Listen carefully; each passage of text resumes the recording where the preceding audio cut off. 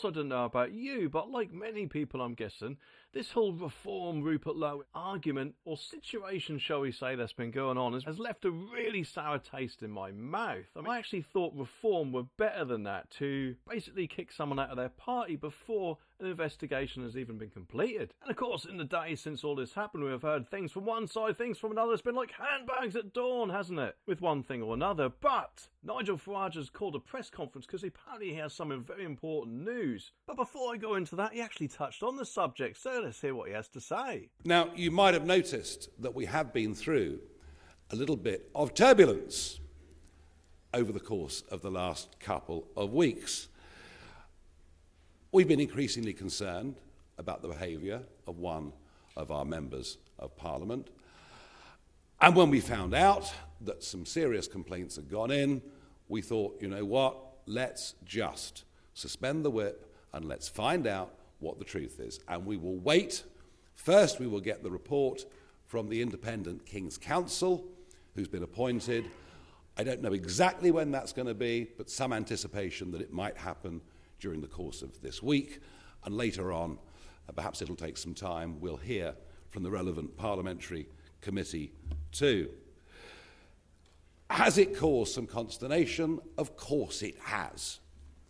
Any argument that seemed to happen within the family does.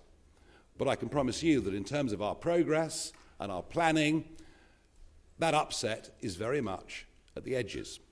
Of course, while Nigel makes that sound quite reasonable, his actions, it does seem to me that he is kind of leaving out the fact that, as far as I'm aware, Rupert Lowe hasn't been accused of anything apart from, of course, saying a few things to Zaya Youssef from what I remember. But apparently a lot of this is because of the staff and his officers, not Rupert himself. So, in my opinion, to kick someone out of your party just because of the actions of their staff, or because, I don't know, he might have said one or two things that Zaya Youssef didn't agree with. Either way, to kick someone out of your party because of those two things is a bit out of order in my opinion, especially when not only is Rupert Lowe a very good MP as far as I'm aware with the amount of stuff that he has said in the House of Commons and of course the questions he's asked, but also because, you know, let's face it, it's kind of like your boss coming up to you and saying, Dave, you are sacked because of something that Cheryl said to Stephanie on WhatsApp, so deal with it. And yes, okay, admittedly they are not exactly the same thing, however, it is kind of similar with other people doing the things that, let's face it, in my opinion, kind of phrasing in a way to make you look guilty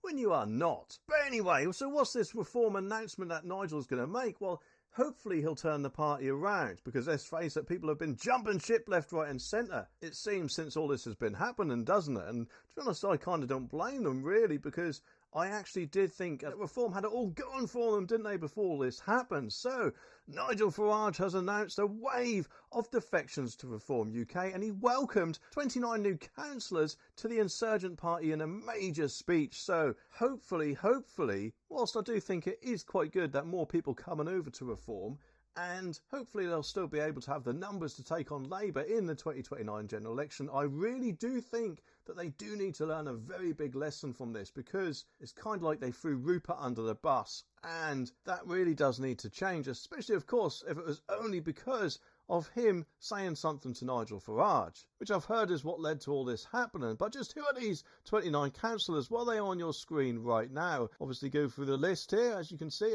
Can you see your place on here? Hopefully you can. I do think, though, that Nigel Farage, if he does have the Messiah complex, I think that needs to stop sooner rather than later, because let's face it, if it doesn't, then unfortunately I think Reform will eventually do themselves more harm than good, and that will be devastating, I'm sure, for the rest of us, eh?